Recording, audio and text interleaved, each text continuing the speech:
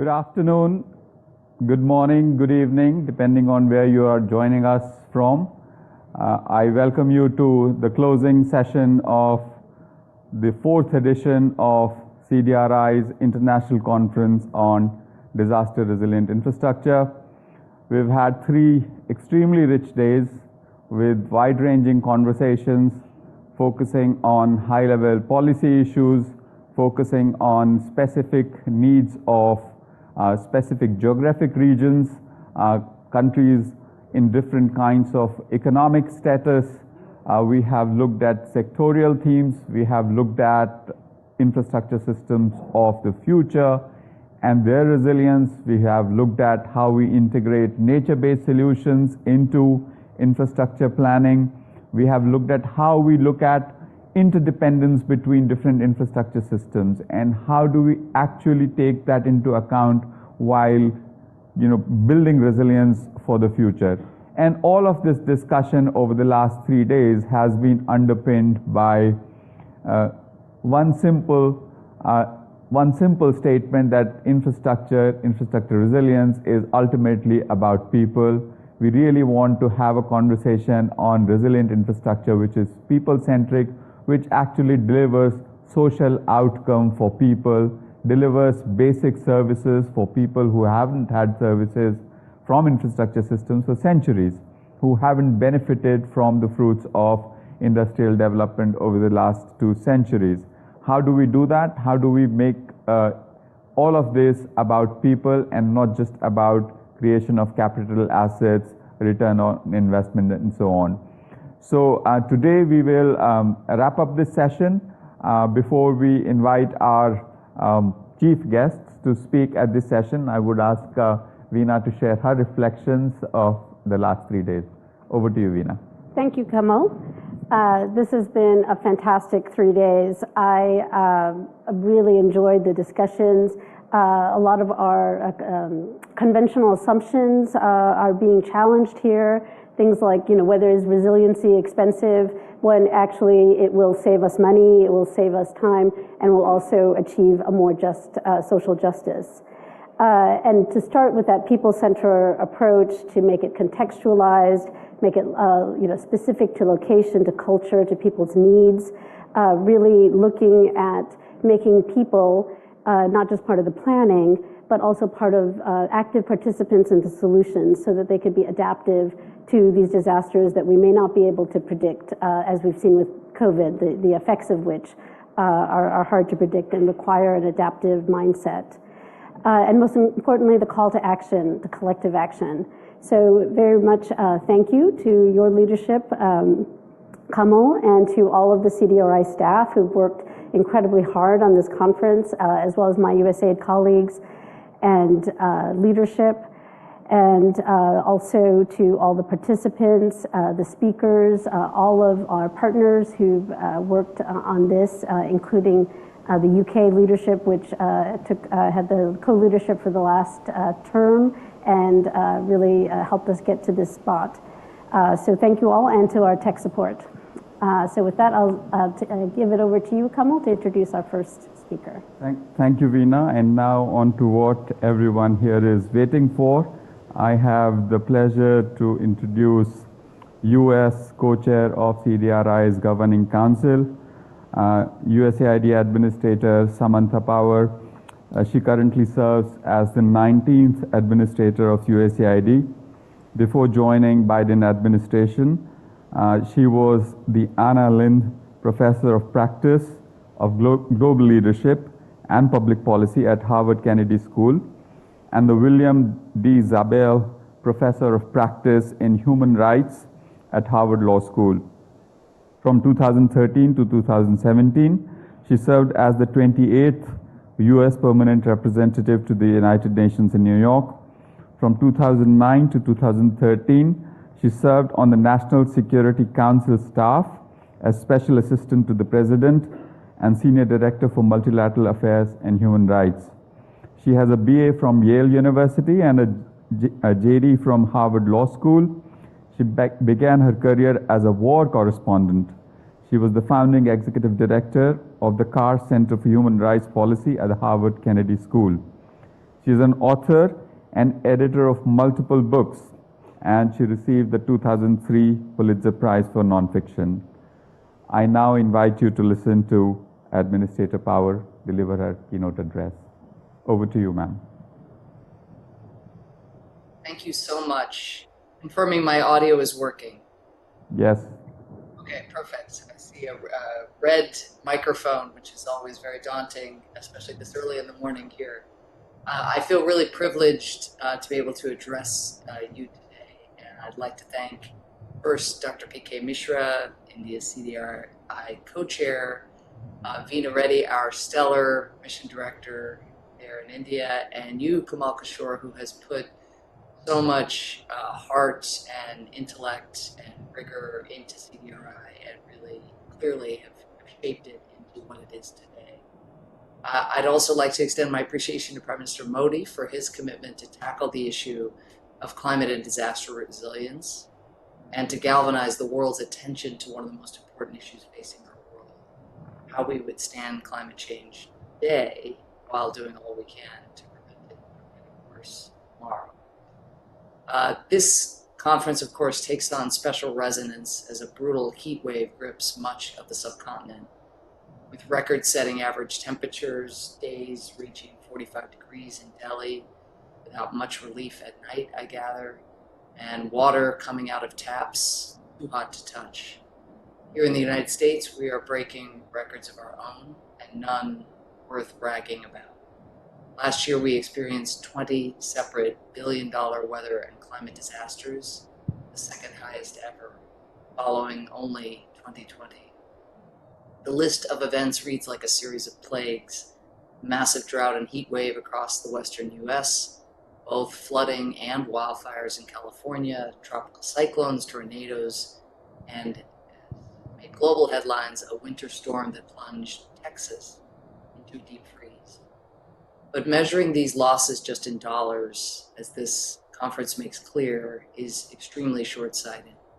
Those 20 climate shocks led to a collective 688 direct and indirect deaths, the most in over a decade and more than double the number from the year before. It has been said, but it bears repeating, climate change is here. In fact, in the IPCC's latest report, aptly titled Code Red, it was predicted that absent a shift in our current trajectory, the average 6-year-old, someone born just 3 years after my own daughter, will live through nearly 3 times as many climate disasters as her grandparents. So the answer must be mitigating, of course, and building resilience. We, the collective 35 members of the CDRI gathered today, along with 2 private sector coalitions representing more than 400 companies, must invest, we must learn from each other, we must recruit new partners to harden our infrastructure against the shocks we know our planet has in store. From the US perspective, our own experience can be instructive. When Hurricane Sandy made landfall in 2012, one of the city's substations erupted in a bright flash before parts of the city were plunged into darkness. More than 7 million gallons of salt water poured into a subway tunnel, and the city's flagship public hospital had to be evacuated for the first time in its history. In response, state and federal authorities invested billions to prioritize resilient infrastructure and build for the climate of tomorrow, not the climate of yesterday. The substation has been rebuilt, with much of the critical infrastructure raised as high as 10 meters off the ground. In repairing the subway tunnel, Kevlar curtains and submarine doors have been used to block more than 3,000 subterranean openings. And a new flood barrier is protecting the hospital so that the next time a storm strikes, patients are able to shelter in place rather than evacuate. With the passage of President Biden's infrastructure bill last year, our federal agency for disaster management, FEMA, will provide $6.8 billion to invest in steps like this. Community resilience measures that will reduce suffering and avoid even higher damages from future disasters. But no one country's investments or experience will safeguard all the people who will be threatened by future climate shocks. During my tenure as CDRI co-chair, I really hope to expand the CDRI's membership beyond the additional 20 countries and hundreds of private sector partners who have recently joined this alliance. Among the more than 100 countries where USAID works around are currently CDRI members. Even as we're working to expand CDRI's ranks, we are also working to support its leadership and its goals. Our multi-year investment in CDRI's secretariat has led to the embedding of key technical specialists, new studies, and new research programs. And through our investments around the world, together with partner countries, we have developed more resilient infrastructure that can protect people during these future disasters we know are coming. We're contributing to the development of a new renewable energy infrastructure in the Caribbean and in sub-Saharan Africa that can keep the lights on and power healthcare facilities even when storms hit. In Bangladesh, where up to 30% of agricultural harvests are now lost each year due to inadequate infrastructure, we're helping build rural roads, cold storage facilities, and irrigation systems to make the country's farmers more productive so that they can withstand weather that might hurt their yields. And in Malawi, we're expanding urban schools and building new rural schools that won't flatten in an earthquake, giving kids returning from COVID lockdowns a safe place to learn. These are meaningful efforts, I think, that will help thousands, if not hundreds of thousands of people. But they hold the promise to be even more powerful if we extend their lessons to all of our partners around the world. That is the vision that inspired CDRI, and that is the goal we should all strive to reach, so that my daughter and all the world's sons and daughters can thrive in the face of climate shocks we know they are bound to face. Thank you so much, Kamal and Veena.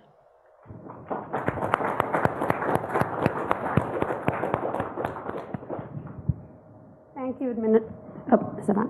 you, Administrator Power, for emphasizing the human toll that disasters take, including in the United States, and for recognizing that this global problem requires collective action, and for emphasizing the U.S. government's commitment to this collective action against the effects of climate change and natural disasters, and for reminding us of our responsibility to each other, to vulnerable people, and to future generations. Kamal recited many of your amazing accomplishments. During my time, or during your last year or 1 year at USAID, to me, what was very passionate is evident is your passion for human dignity. And that dignity is never more at risk, never more vulnerable than in the face of a disaster. And that really resonates with this theme of the conference of envisioning a people-centered and resilient infrastructure transition. Similarly, President Modi at the beginning of this conference mentioned the Leave No One Behind approach, and that is also very relevant to this conference's theme.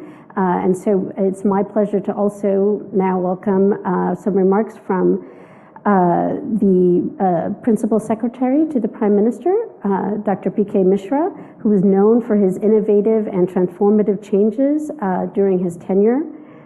Previously, he's held key positions in the state of Gujarat, including as Additional Chief Secretary in the State Revenue Department and Principal Secretary to the Chief Minister. He's also held the positions of Special Secretary in the Ministry of Home Affairs and Secretary of Agriculture. So, Dr. Mishra, I welcome you to provide some closing remarks. Thank you, Veena ji. Administrator Samantha Power, eminent speakers, distinguished participants, a very good afternoon, good evening, or good morning to all of you. I am very pleased to be here with you this afternoon in Delhi. I am happy that this year the conference was held in the hybrid mode so that at least some of us could meet in person and deliberate on issues. It is very nice to see colleagues who have traveled from across the world, from Kathmandu to Lima, from Vienna to Manila, and from Singapore to New York. I really hope that things improve on the pandemic front, and in the next edition of the ICDRI, we can go largely in person. This year's edition of the conference has chosen to focus on issues pertaining to resilience of transitioning infrastructure systems. This is a step towards making us future ready. In fact, the conference has attracted nearly 2,000 participants from across the world, and it underlines the relevance and timeliness of the theme of this year's CDRI. I am also impressed by the range of topics that the conference has deliberated upon, from resilience of hydrogen-based power system to specific concerns of small island states, to future site methodologies, and to standards to finance. The ICDRI has been able to bring together global thought leaders to talk about issues of our shared concern. I sincerely hope that the deliberations at this conference will lead to specific on-the-ground programs led by CDRI and its partners. The success of the conference will be ultimately measured by its follow-up and the kind of transformation it is able to achieve in the real world. In this endeavor, it would be a challenge for CDRI to strike a right balance between its three main pillars: advocacy, knowledge management, and direct technical support. Developing meaningful partnership would be key to CDRI's success. These partnerships have to span both public and private sector institutions. If the breadth of participation in this conference is any indication, it is clear that CDRI is on the right path to forge such partnership. If it keeps its focus on its priority areas and stays the course, I am sure it will demonstrate concrete real-world results. In closing, I would like to congratulate the CDRI and the United States government for the efficient organization of this conference. I would also like to thank Administrator Power and her team for their leadership, encouragement, and guidance. Administrator Power, the kind of energy and enthusiasm you bring to everything you do is really going to help take CDRI to the next level. I understand that one of the featured events at the conference showcased the capacities of various US government departments that can be mobilized to support the development of disaster and climate-resistant infrastructure in the world. I am sure CDRI will be able to tap into these areas of expertise to fulfill its mandate. With these words, I would like to wish everyone all the very best. I hope we can build on the interactions we have had over the last 3 days.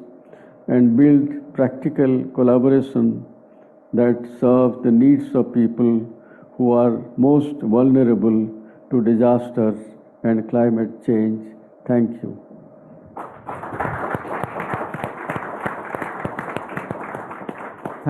Thank you very much, Dr. Mishra, for being here today with us, but also always being a pillar of support for the CDRI work.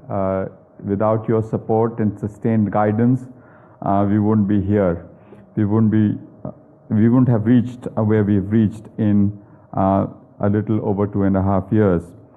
I would also like to thank Administrator Power. As Dr. Mishra said, the energy and enthusiasm that you bring it's going to take us to the next level in the coming years, but right now itself, it's quite infectious. And I think that can only be a good thing for those of us who are involved in this.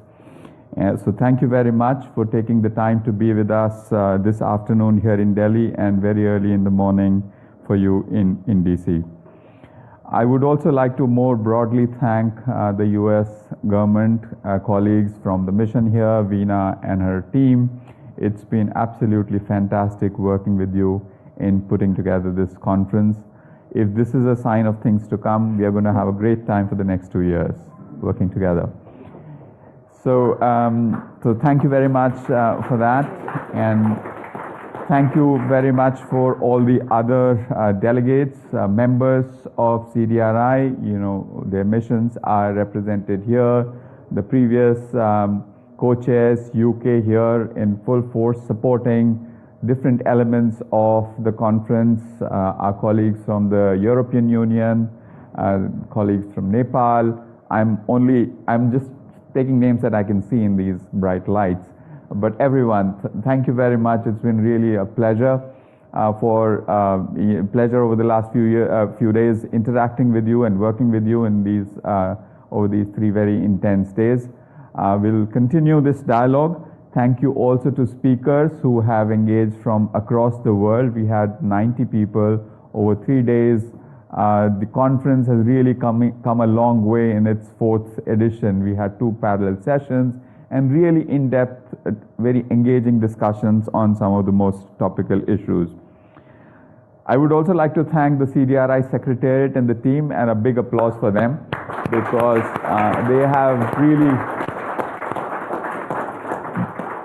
they have really pulled it off in a short time within time and resource constraints, and it's really a phenomenal job. That also, Sib, you were saying there is optimism for the future. Optimism for the future rests on CDRI Secretariat staff as well. So thank you for that, and I'm proud of all of you, and it's really an honor to work with you. Next, Gigabox, fantastic organization. I think it is a flawless platform. It worked really well, and I think that's the way we could sort of do it in a hybrid mode and reach out to nearly 2,000 people across the world. And I think this hybrid mode works. You really you proved that. Thank you to Amex, thank you to the Oberoi Hotel, and thank you to other service providers. Thank you very much, and we look forward to continuing this partnership together and working towards a people-centered disaster and climate-resilient infrastructure for the world. Thank you. Thank you.